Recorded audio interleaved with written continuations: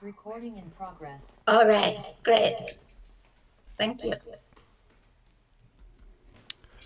Well, thank you very much, Porane, for such an elaborate introduction. I really didn't expect you to go into so much detail, but thank you so much. It's a pleasure and an honor and a privilege to be here to share this time with everyone at the Hawaii Association of International Buddhists.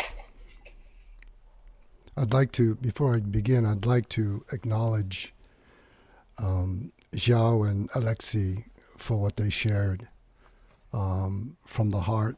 It wasn't a prepared statement. It was just a verbal communication from their hearts. And as difficult a situation as they face, our hearts go out to them in their work to support and help their fellow countrymen and countrywomen in Ukraine. So I'd just like to acknowledge their presence and their words, that they may guide us in opening our hearts in compassion and generosity in support of the Ukrainian people. I'd like to open, with a poem which was actually shared with me by one of our participants, Sister Betrina Kerway, and I'm delighted to see Sister Betrina that you're with us. It's a wonderful poem that she shared, and it's entitled "The Field of Compassion." The Field of Compassion by Judy Kanato, who is a well-known poet and Catholic spiritual teacher and writer.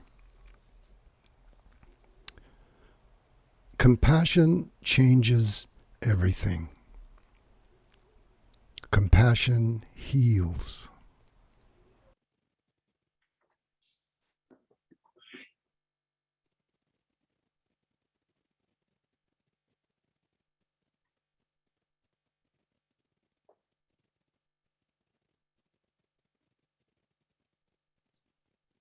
Mr. Pai, you've muted yourself.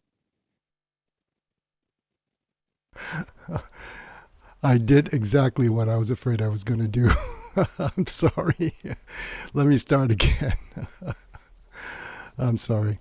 First of all, let me acknowledge Xiao and Alexei for their opening words and what they shared about their support for the people of Ukraine. Their words were not from a written text. Their words were from their heart. And I think it touched all of us. And I hope that it will open our hearts in generosity and support for the people of Ukraine.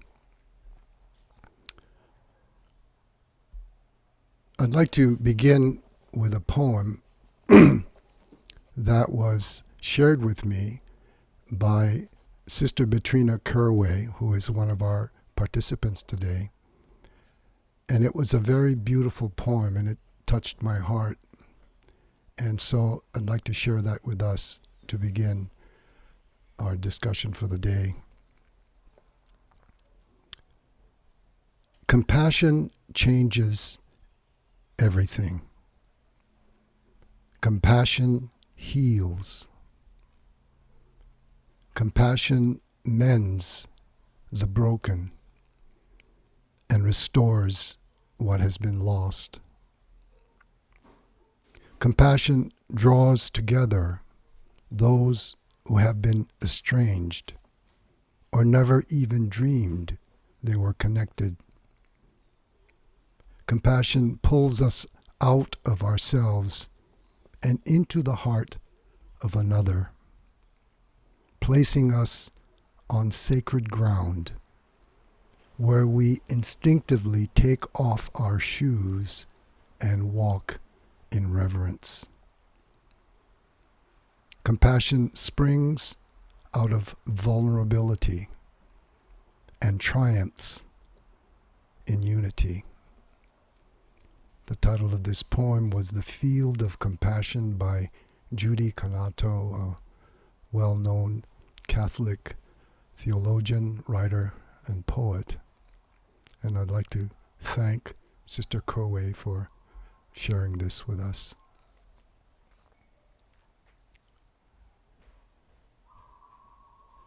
On February 24th, 2022, Vladimir Putin initiated an unprovoked, vicious, and criminal invasion of Ukraine. In the words of Franklin D. Roosevelt, it was a day of infamy. In the exactly 2 months since then, today is April 24th, over 7 million people have been internally displaced within the country. Within more than 5 million refugees have fled to surrounding countries. Tens of thousands of Ukrainian civilians have been killed, and major cities of the country have been totally destroyed. These events represent a catastrophe of global dimensions that is already fragmenting the world as we know it, drawing us back to the horrors of the Second World War and reinstituting the tensions of the Cold War of the 1960s to the 1980s. As practicing Buddhists, we find ourselves challenged as never before to understand these circumstances within the context of the Dharma, our commitment to ahimsa, or non-harming, and the first precept of the 5 precepts against the taking of life. We find ourselves challenged to find a sense of agency in these circumstances, to support and assist those in suffering, and not fall prey to despair, helplessness, and cynicism about the condition of humanity today. To understand the war in Ukraine, I think it is helpful to understand the historic relationship between Ukraine and Russia.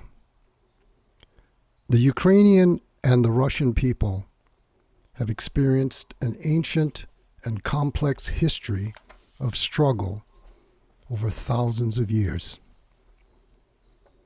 From the time of the birth of Russian culture in Kiev in the 12th century, the rise of the Russian Tsars, the tragedy of the Second World War, and the post-Soviet struggle for Ukrainian independence, what is clear is that Ukraine has always struggled under the oppressive yoke of Russia, whether under the Tsars, Stalin, or more recently, Vladimir Putin. What has become clear to the world is that the struggle of the Ukrainian people is a struggle for independence and freedom, not only as a nation, but as a culture and as a people. What is also clear through all of this is that the Ukrainian struggle is but the latest episode of the history of colonialism and the struggle of the colonized to free themselves from oppression.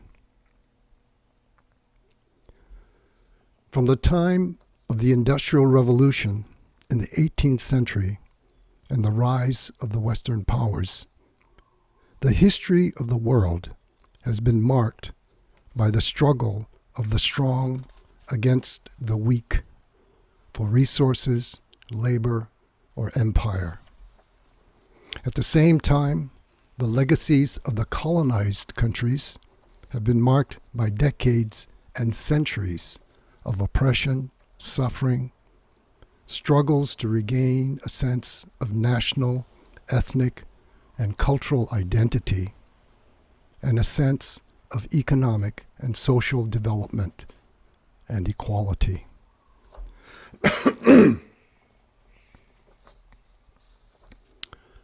I can relate to that struggle in a personal way.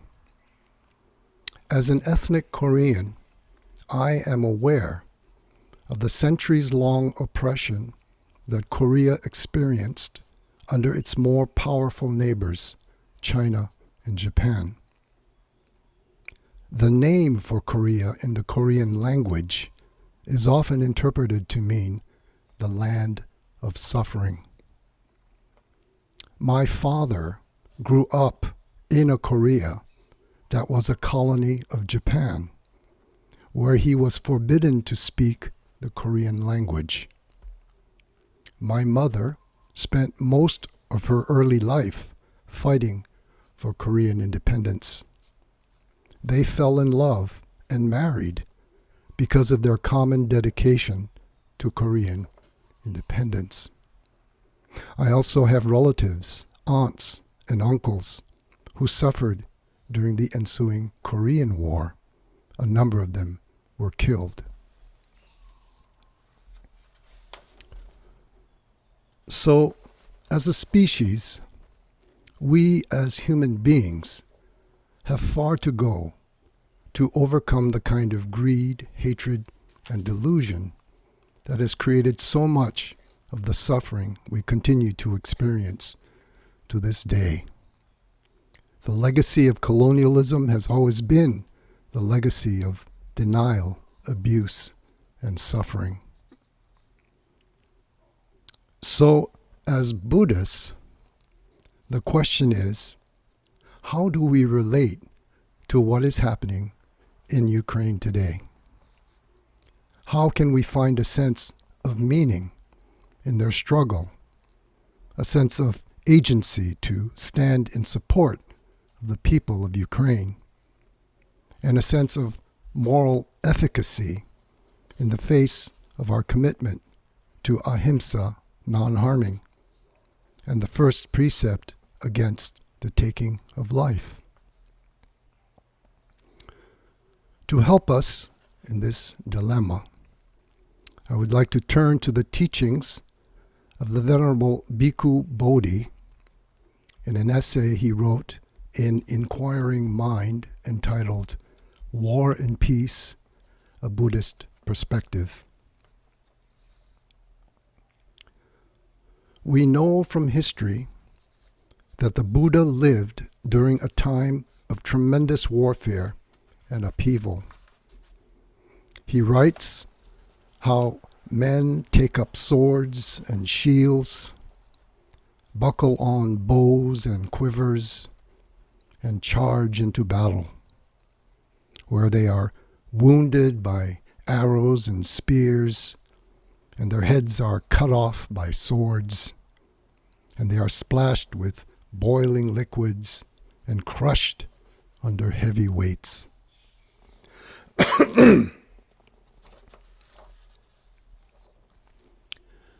Against this backdrop of social chaos, the Buddha propounded an ethic of harmlessness that rejected violence in all its forms. He rested this ethic on the appeal to empathy, the ability to imagine oneself in the place of others. All beings fear violence. All fear death. Using oneself as a criterion, one should not kill or cause death. The first precept calls for abstinence from the destruction of life. The earnest follower puts down the rod and weapon and dwells compassionate toward all living beings. Yet the question remains, what happens to our commitment to harmlessness when the evil of war seems necessary to deter a greater and more destructive evil. Bhikkhu Bodhi informs us that the sutras actually do not admit of any moral justification for war. The sutras always endorse nonviolence, even in the face of evil. However, the question still remains. While adhering to nonviolence as an ideal, how should a government address real threats to its population? When a nation violates the rules of peaceful coexistence, the obligation to restrain aggression may trump the obligation to avoid violence. To resolve the dissonance between the moral idealism of the sutras and the pragmatic demands of everyday life, Bhikkhu Bodhi proposes two frameworks for shaping moral decisions.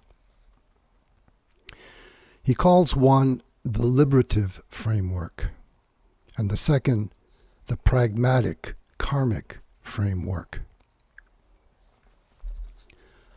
The liberative framework applies to those who seek to advance as quickly as possible toward final liberation. Through the threefold training in moral conduct, concentration, and wisdom, one follows a strict regimen of non-harming. If one is confronted with the choice between sacrificing one's own life and the taking the life of another, one must be willing to sacrifice one's own life, confident that this act of renunciation will expedite one's progress toward liberation. The pragmatic karmic framework serves as a moral context for those committed to Buddhist ethical values, but who choose final liberation over a series of lifetimes rather than directly. One who adopts this framework recognizes that the duties of daily life occasionally call for compromises with the strict obligations of the Buddhist moral code. This karmic framework can justify enlisting in the military and serving as a combatant, providing one sincerely believes the reason for fighting is to disable a dangerous aggressor and protect one's country and its citizens. Now, a very important mitigator in this balance is the understanding of karma not only as action, but as intention. In this case, the moral quality of the motive determines the ethical value of the action and the karmic consequence. If the motive is territorial expansion, material wealth, or national glory, the resort to war would be morally blameworthy. But if the motive is national defense, to prevent a rogue nation from disrupting global peace, or to protect one's family and community, the moral evaluation would reflect those intentions. Bhikkhu Bodhi asks us, suppose we were living in the 1940s when Hitler was pursuing his quest for global domination. Can we say that fidelity to the Dharma obliges us to remain passive in the face of brutal aggression? Wouldn't we maintain that in this situation, military action to stop the aggressor is laudable, even obligatory, and that a soldier's actions can be judged morally commendable? Hesitantly, Bhikkhu Bodhi adopts the latter position. The taking of any life is always the last choice and a most regrettable one. But in a morally complex world, he concludes that our choices and judgments must reflect the morally complex situations that confront us. It reflects that the early Buddhist texts simply do not cover all the predicaments of the human situation. Perhaps it never was their intention. Perhaps their intention was to serve as guidelines rather than as moral absolutes, to posit ideals even for those who cannot perfectly fulfill them. He concludes that in such cases, we must simply do our best to navigate between them, rigorously examining our own intentions and aspiring to reduce harm and suffering for the greatest number of those at risk. So as we come to see the moral dimensions of the war in Ukraine, we come to that point of standing on the same ground as the Ukrainians.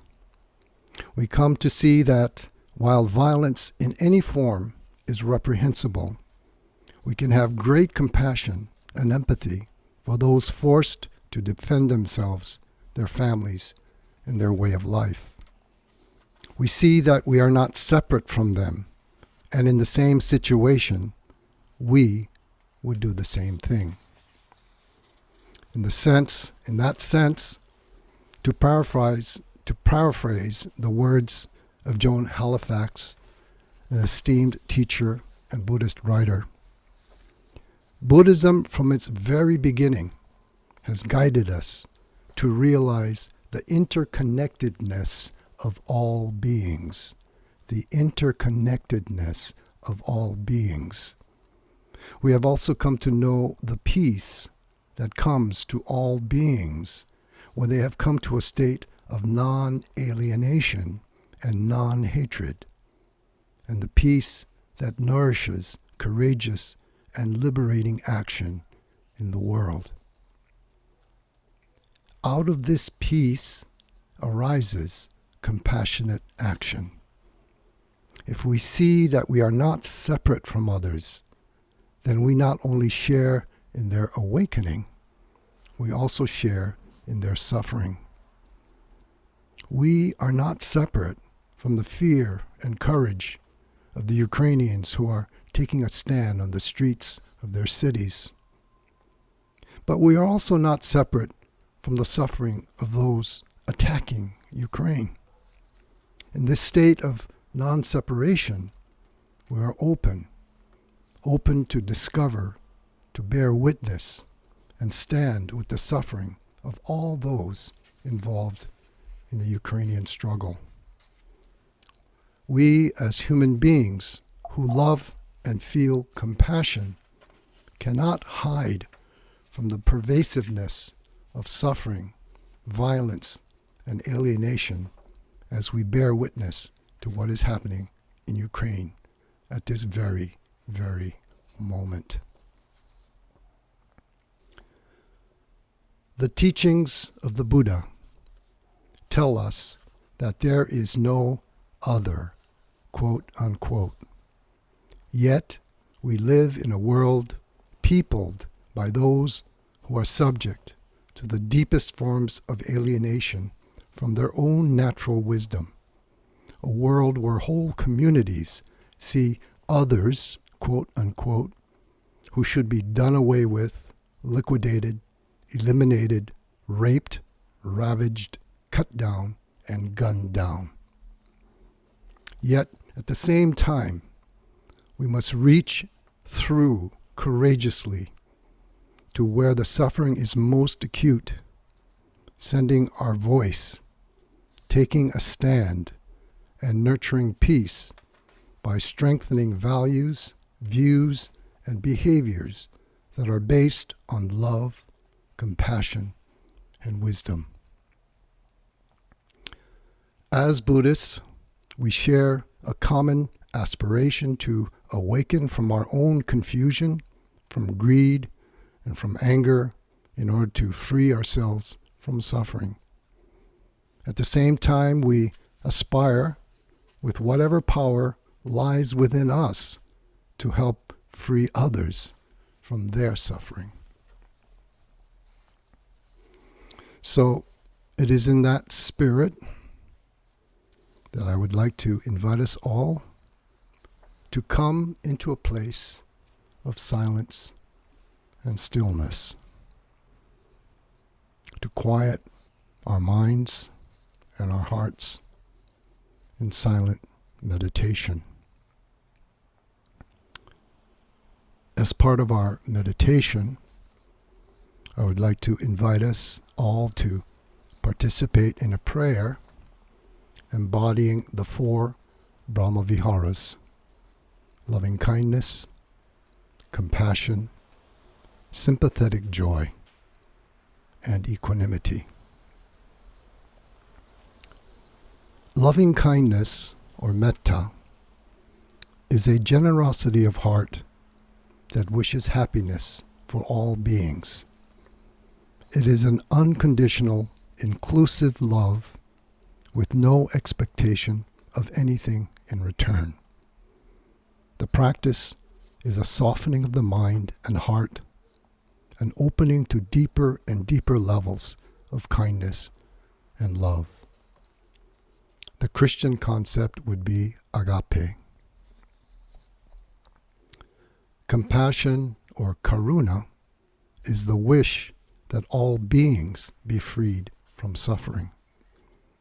It sees the suffering of ourselves and others and wishes for the release from it. It is the desire to alleviate pain and suffering for ourselves and others. Sympathetic joy, or mudita, is the pleasure that comes from delighting in other people's well-being. It is an appreciative joy in the success and good fortune of others, unadulterated by any form of self-interest.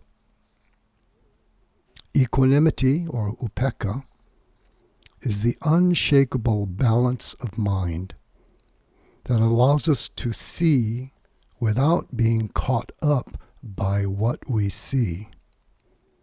It's a very powerful phrase, that allows us to see without being caught up by what we see.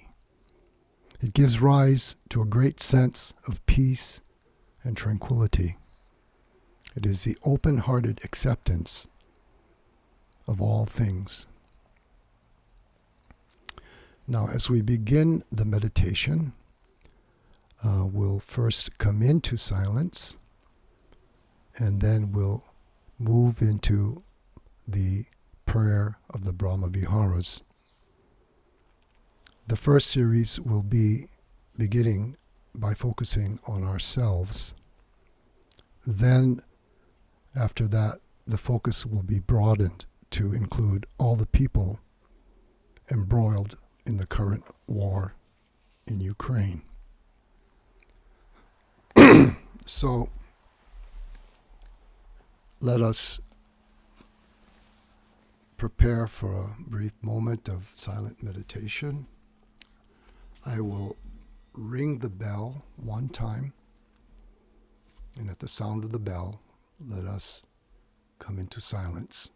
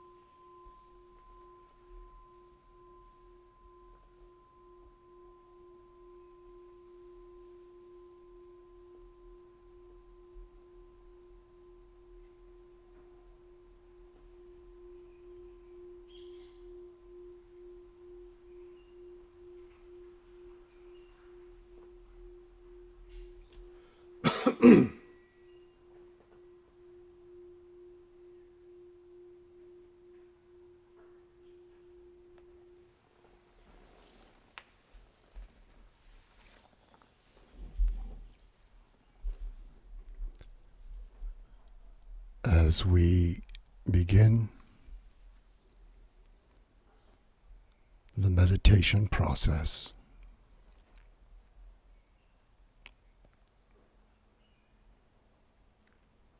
Let us first start by simply taking a very slow, very gentle, but very deep, deep breath.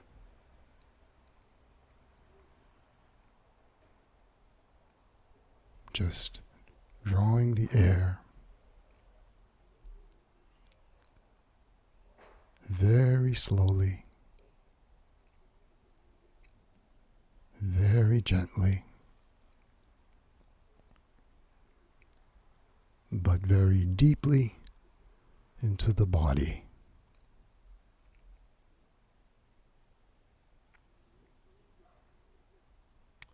And as we draw the air into the body, holding the breath for as long as we feel comfortable. Maybe 3 or 4 seconds, just holding the breath in the body.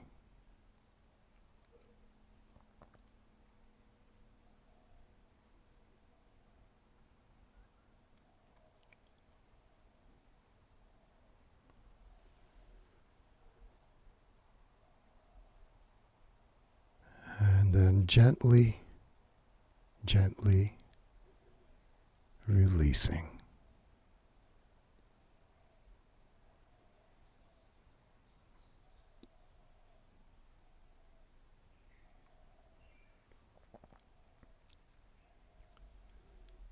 Once again, drawing the air into the body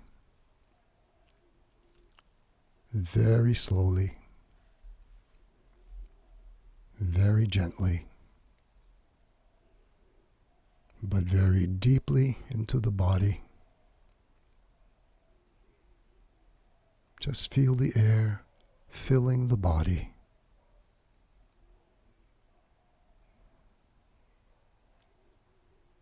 Once again, holding the breath for as long as we feel comfortable, maybe 3 or 4 seconds.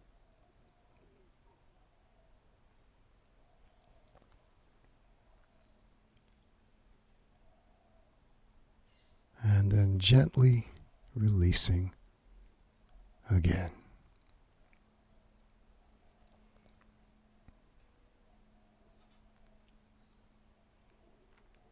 Now please continue to breathe in this fashion for maybe 3 or 4 more in-breaths and out-breaths. Breathing very slowly, very gently, but very deeply into the body. Holding the breath for as long as we feel comfortable. And then very, very gently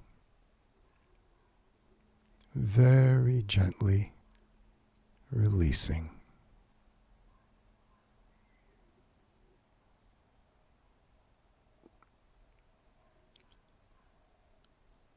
Now, as we breathe in this fashion,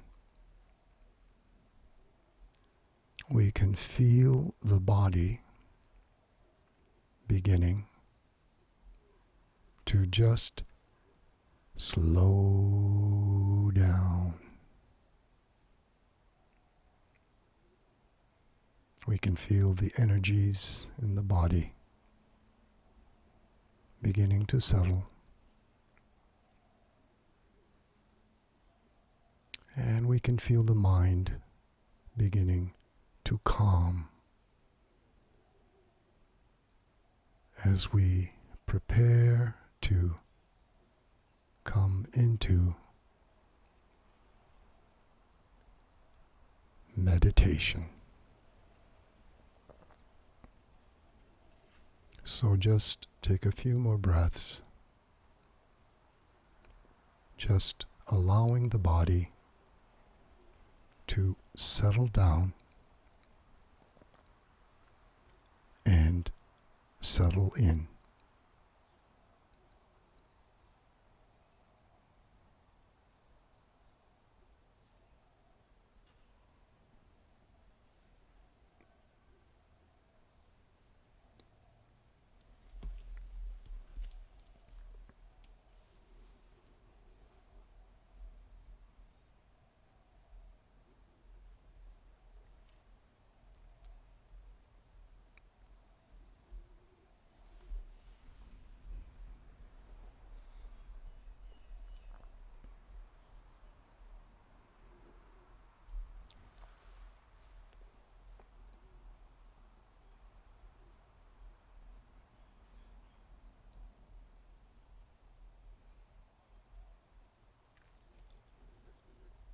Gradually now, as we begin to feel a sense of silence and stillness,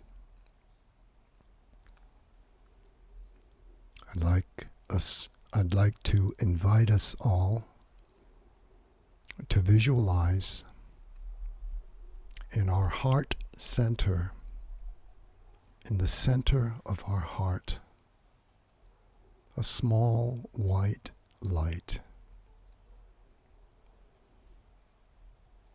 flickering, seeming to come to life, kind of an amber yellow pulsating light about the size of a ping pong ball. Just visualize that light in the center of your heart, just holding that warmth, that sense of light in the center of your heart. And gradually, as we hold that vision of that light in our heart, allow it to slowly grow so that it becomes the size of a tennis ball. So the light becomes stronger and stronger, gradually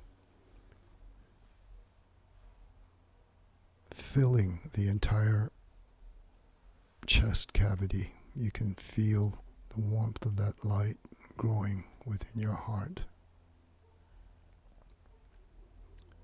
And gradually allow that light to expand slightly larger to maybe the size of a baseball,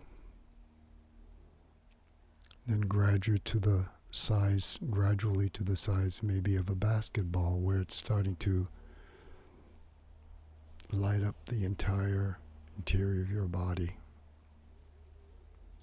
Then gradually feel that light moving, shining forth from your body, so that you are nestled in a field of light. Every one of us is nestled in a field of light. And as we hold that vision of ourselves nestled in this field of light that emanates from our heart, please repeat the following phrases, which I will recite. May I be well, happy, and peaceful. May I be well, happy, and peaceful.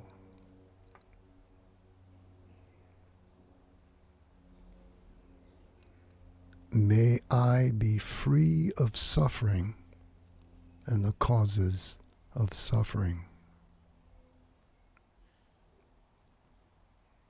May I be free of suffering and the causes of suffering.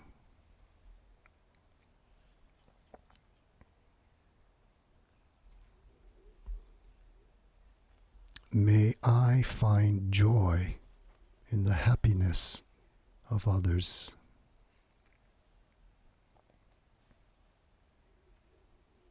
May I find joy in the happiness of others.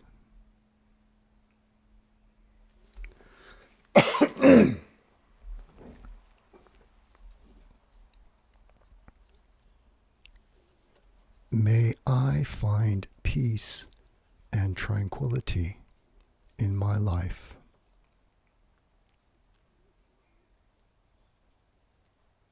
May I find peace and tranquility in my life.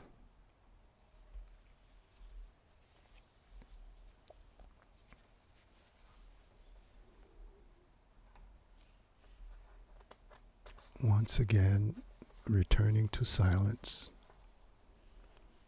returning to the breath. Just feel the movement of the air as it enters in through the nostrils. The sense of expansion in the body as it fills with air. And the sense of release as the air flows out of the body. Just focusing on the breath.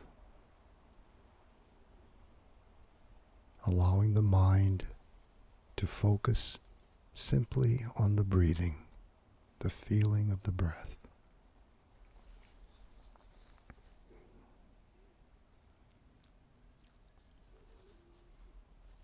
And gradually now, I'd like to invite us all to begin a series of visualizations.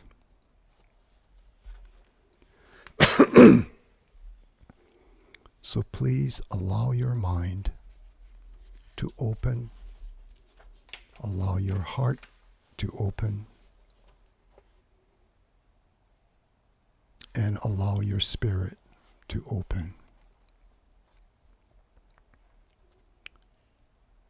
I'd like to invite us all to visualize in our mind the countless people of Ukraine who are affected by this war. The millions of refugees, women and children, the elderly and disabled. Please visualize them as I say these words. Many unable to leave their homes, trapped in their basements, trapped in the violence of war, with bombs exploding outside. Let us visualize the brave soldiers of Ukraine struggling to defend their homeland against the Russian aggressors. Let us visualize the elderly, the disabled, those unable to move, the young mothers carrying their children, afraid for their husbands and fathers, having to remain in Ukraine to defend the homeland. Let us also visualize all the people volunteering, putting their lives in danger to help and assist the Ukrainian people. These are all the people suffering because of this war.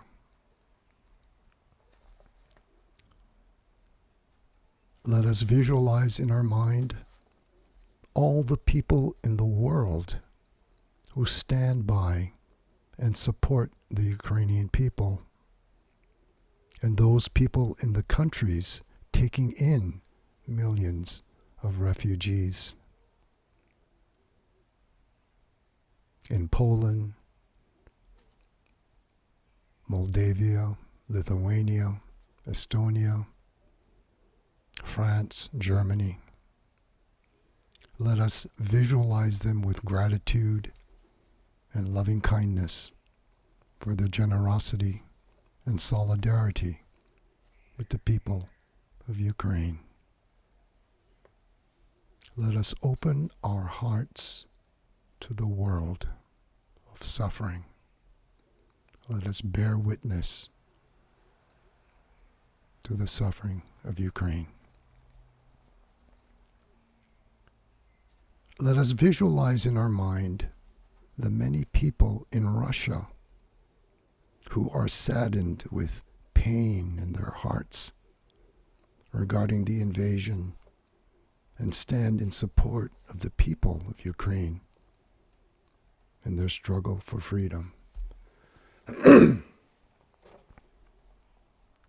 Just imagining the angst, the despair, and anxiety within Russian society today of those who understand the struggle of the Ukrainian people.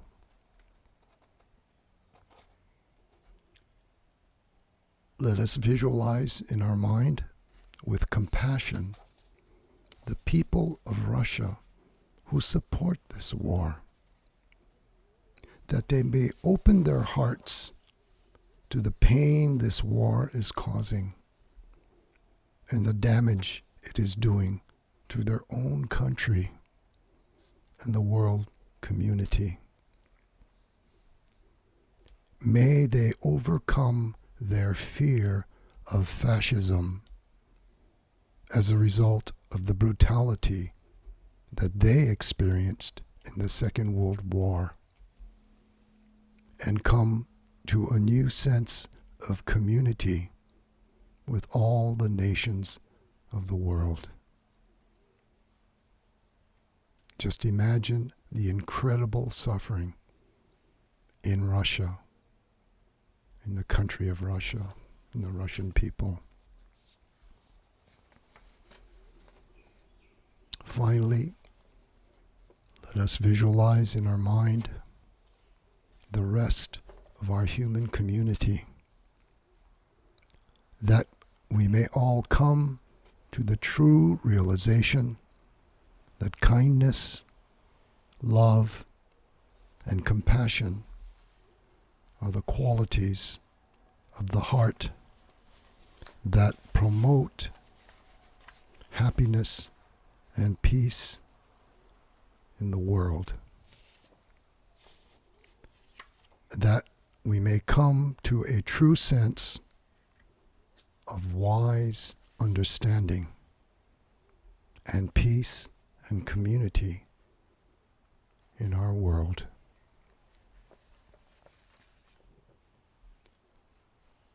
Now, as we hold these visions in our mind's eye, opening our hearts to the suffering of the world, literally opening our hearts to the suffering of the world, please repeat in your mind the following phrases, which I will recite. May you be well, happy, and peaceful.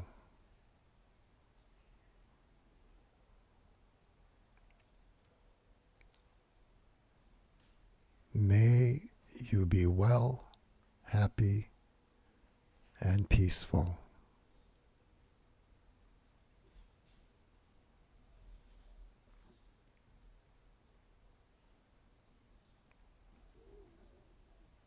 May you be free of suffering and the causes of suffering.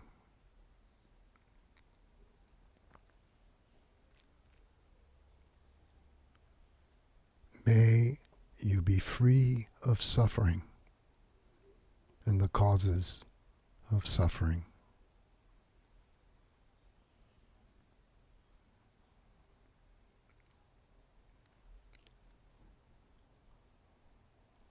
May you find joy and happiness in your life.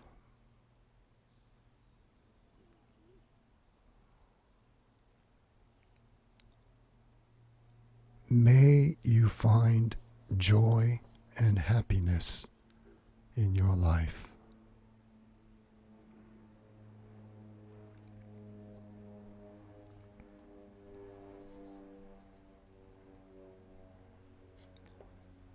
May you find peace and equanimity in your life.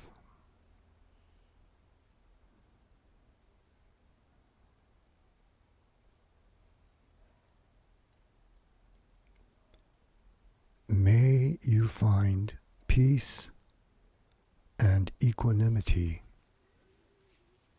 in your life.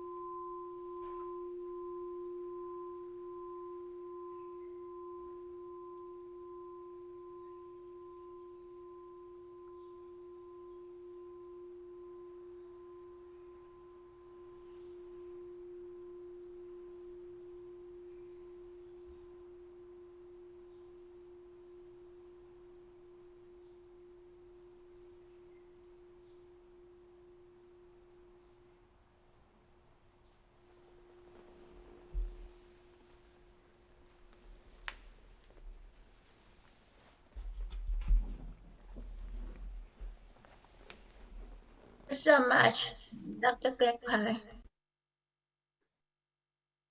So, You're so welcome. It's been a pleasure and a privilege to share these thoughts and to be in Sangha with everyone in our common sense of anguish and despair for the people of Ukraine. I know we stand together in our sense of sadness and grief for what is happening in the Ukraine. So this is just a small moment for us to share our collective sadness and grief for what is happening and our sense of support for their struggle for independence and freedom. So thank you for this opportunity, Aparane. I appreciate it very much. you're very welcome. And now I know that it's a little bit over time, but for me, time is just a moment and that pass on. So we don't live by time. And anyone who need to leave may leave, but for those of us who want to remain and have some question and answer, please, how do we do that? you want to just raise your hand and then try to see, or you want to put in the chat, or just unmute yourself and speak up. Anyone has any question for both Dr. Pai and for Xiao and Alexi? Perhaps I can start so that people some time to think. You can hear me okay, right?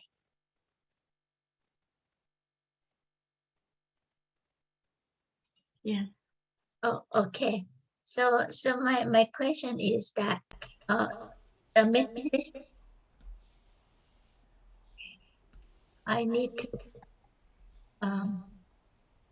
we have to unmute one person. So Sister Claudia, may I mute you? And also, so okay, because we have the feedback, if too many microphone open. So, or you have question, Sister? Is that Sister Claudia? Yes. Oh, okay. All right. Go ahead, please. Okay. Yeah. Dr. Pai, in your very moving meditation, the suffering of the Ukrainian people was really palpable, and your extended blessing to understand this, I really appreciate it. And is this the same idea that, for example, Joanna Macy professes, whereby if we are going to initiate any real meaningful social change in our world, that it's necessary for social activists, many of whom are Buddhists, to viscerally understand the suffering so that we can move ahead, en masse and try to really initiate meaningful social change.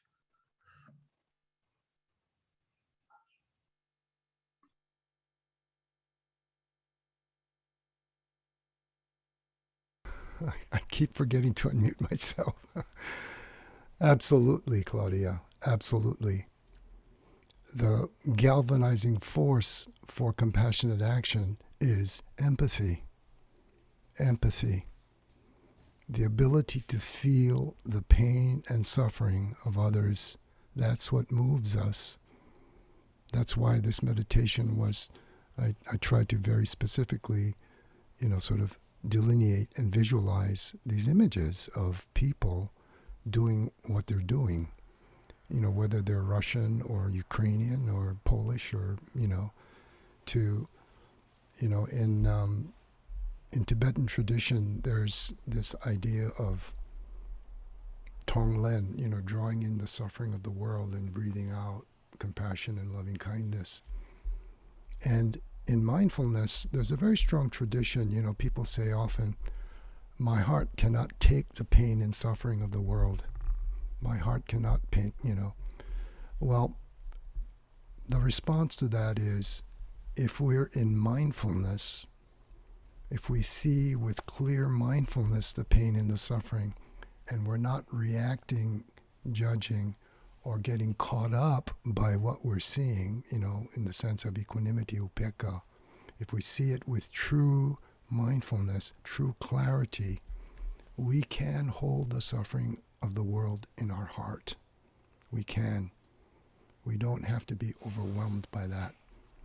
And that is the power of mindfulness, that we can actually hold the pain and suffering in the world with mindfulness.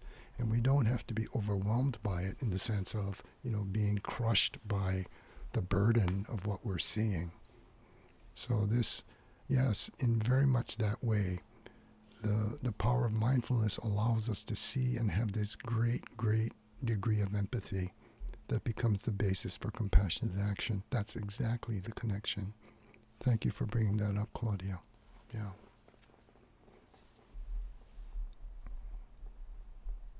Any other question?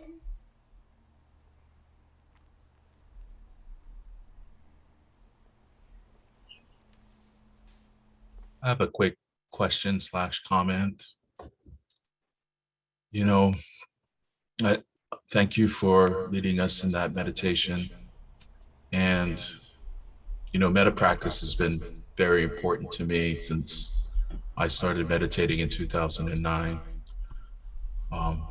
Brought to practice by a lot of unprocessed anger and sorrow.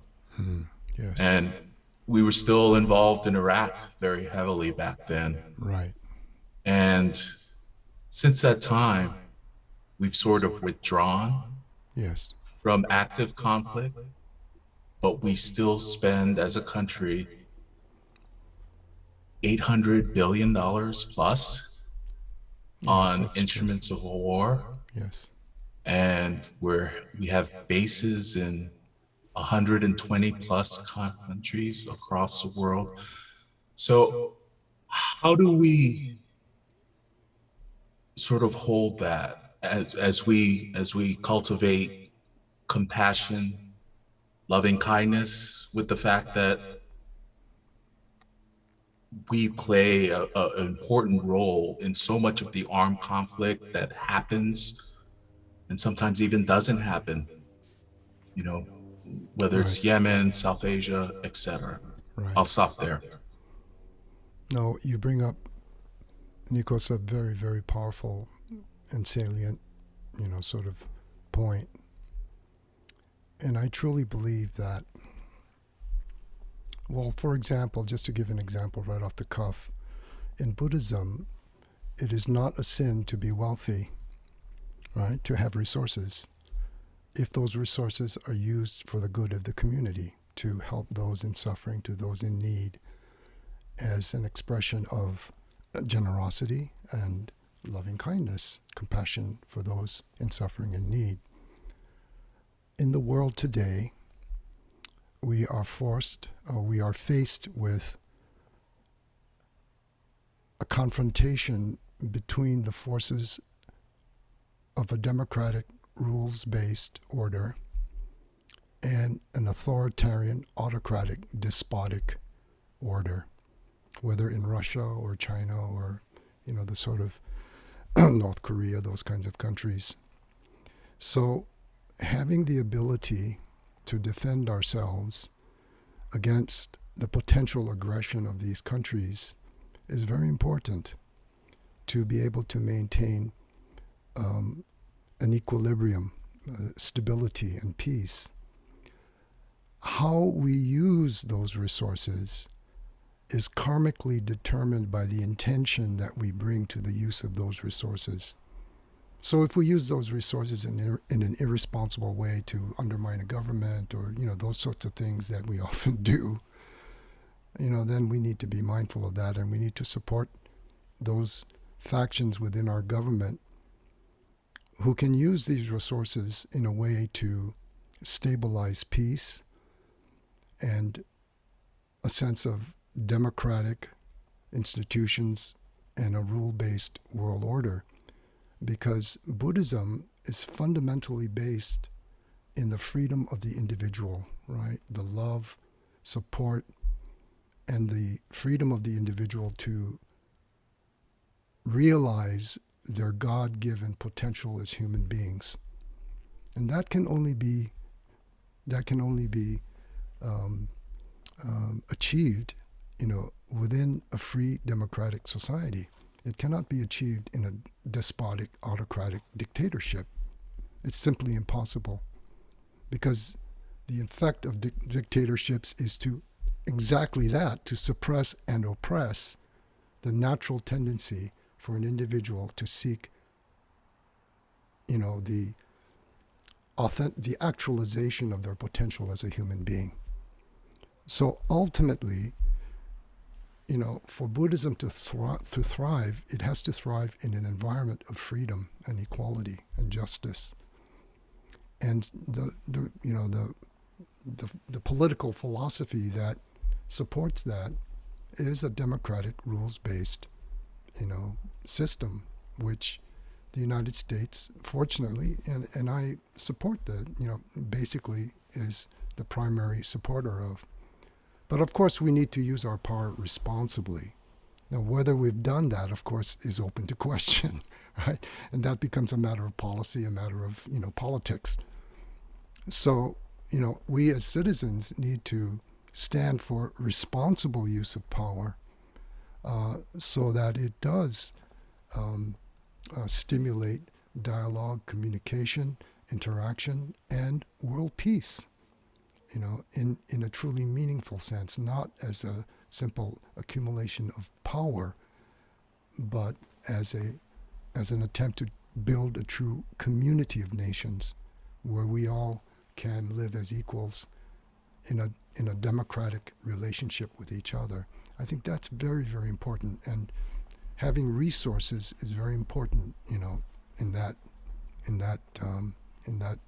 question. So yes, we need to use our resources wisely, with great compassion, in a way that allows the individual person to achieve their potential within a democratic system. I hope that answers your question.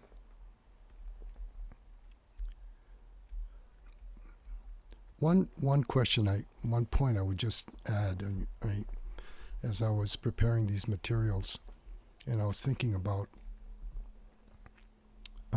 Bhikkhu Bodhi's two sort of moral, ethical principles, the liberative framework and the karmic framework. The person who actually defers their final liberation to be of service to the community, even though it might involve the taking of a life, in a way kind of reminds me of an arahant, a bodhisattva in the Tibetan tradition, because it's an actual choice that we make. We choose, assuming, of course, we're aware that we're making this choice, but we do make this choice. And for those who are seriously on the spiritual path, this is a very, very serious question that one has to consider when facing the possibility of violence to protect one's family and one's community. So, in a way, one does make that choice to postpone, ultimate freedom from the samsaric round of rebirth to be able to be of service to the community. That's just a thought that came to my mind. Anyway.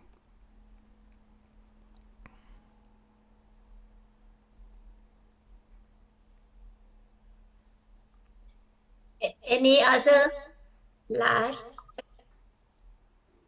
I believe Nikki has her hand up. Or Nikki, okay, go ahead. Greg, I heard a teaching long ago from a Tibetan teacher, and actually it's here too. And I remember hearing that if one were to be in a situation where they could save the lives of many people by killing someone, if they were to do that completely without any hatred in their heart and only believing that they could help the other person not get even more bad karma, that they would not incur any bad karma from that act if they had that kind of incredibly pure intention. Yes, exactly. Is that right, Greg? Is that what have you heard that? Yeah, as well? I think that's part of the whole sort of discussion, because 9/10 of karma comes from intention, not from the action, actually. It comes from the intention that you bring to your action. So even if you do, commit an act of violence, if the reason is to protect someone, your family, your community members, out of love and compassion for them, then that intention sort of counterweighs the negative karmic influence of the act of violence itself. So you would not be affected in the same way as if you had killed a person out of hatred or violence or jealousy or rage, which would be totally different. Then the karmic consequences would be severe, and you would be, reborn, in a subhuman sort of realm in the next life, as it were. I mean, that's the sort of classic teaching. But the point here to understand is intention. Joseph Goldstein says the pendulum of the world turns on the point of intention. So what happens in the world depends on the intentions that we bring to our actions, and the consequences that follow depend on the intentions even more than the actions themselves sometimes.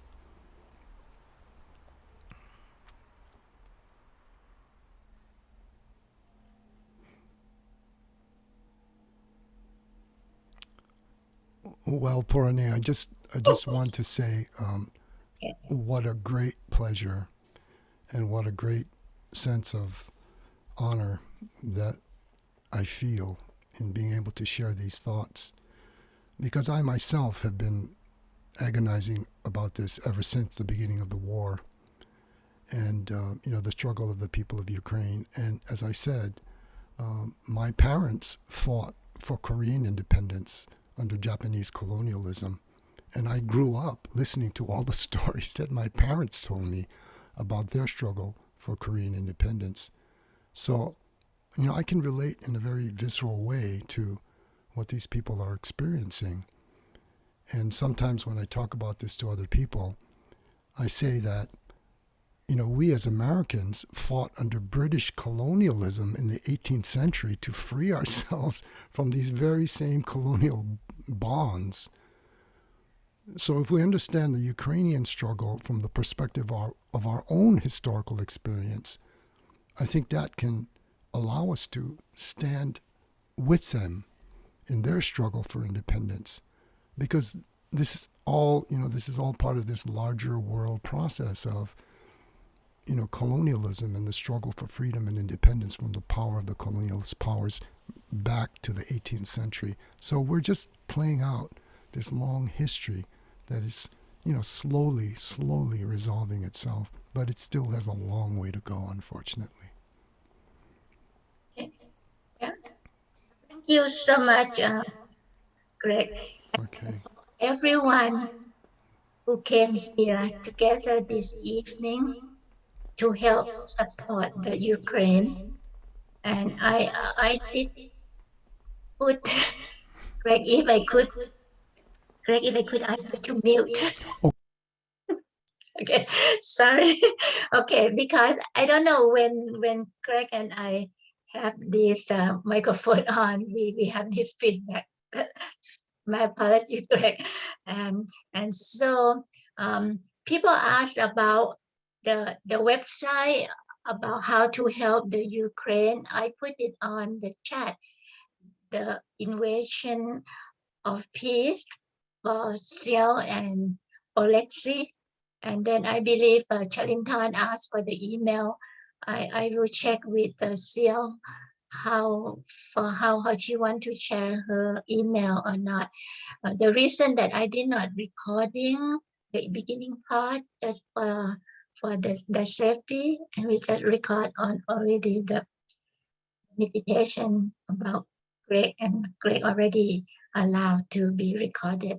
And I hope people who ask questions allow this to be on website. If not, please email to HEP email Hawaii Buddhist 2021 Hawaii Buddhist 2021 at gmail.com.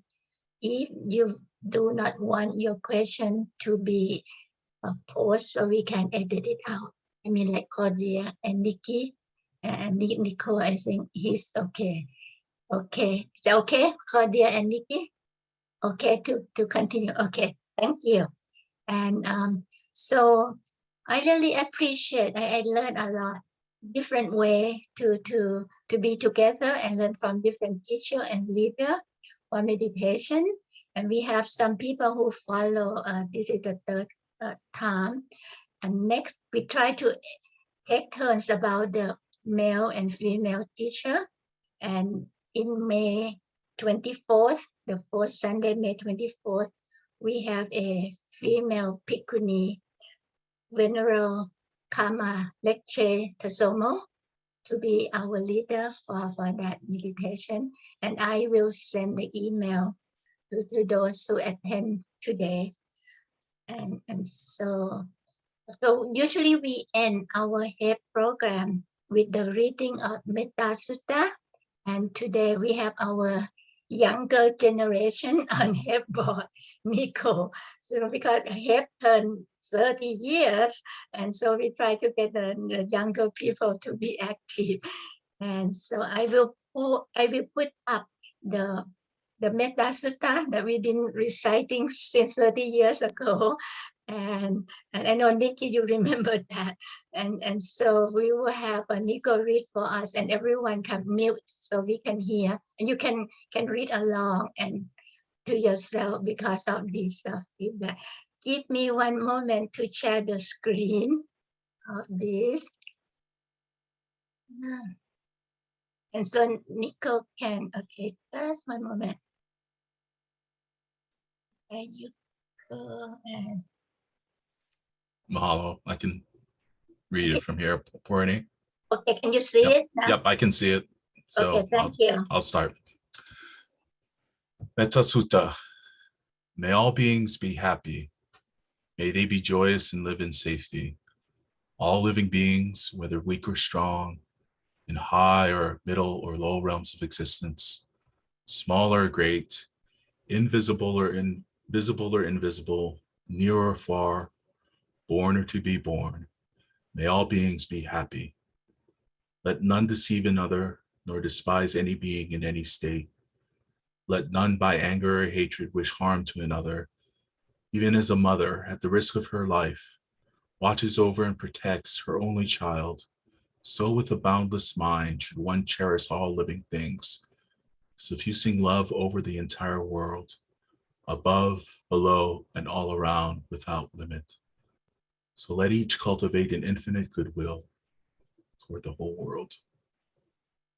Okay. Thank you so much, Nico. And again, very grateful to Dr. Greg Pye and everyone who spent this evening with us. And hopefully we see you every month at the fourth Sunday of the month. Because at first when we planned this, and people said, oh, the war would end by then, right? And we said, even the war end, we still need the support. And so I think we will continue this, and also with HEP 30th anniversary this year. So we in going up to be at the age that to be more of the calmness to the middle, toward the middle age. So please continue to join us, and thank you so much, Greg. You have brought together my old friend that I haven't seen for many years, like Shalin Tan, and then also Kareem and all that, and Nikki, and I think Claudia also haven't seen you for so long, right? Anyway, thank you. And so, you know, we have a current member that Lily and all the current member of HEP. So come together and we will continue our connection again. Thank you so much and enjoy the evening. Yeah, okay, thank you. Thank you. Bye-bye. And I stay on for a while if anyone wants to talk with me in person. Okay, thank you so much, Greg. Okay. Yeah.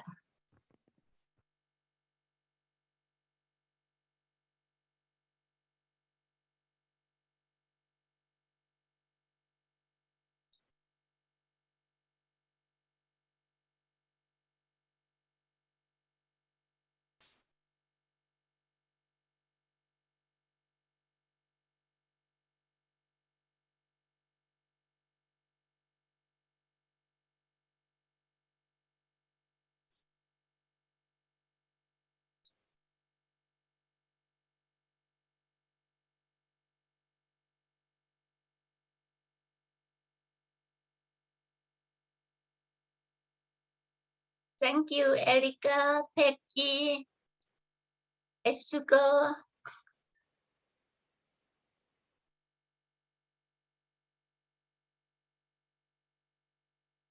Okay, I will close it now. Thank you so much. Bye-bye.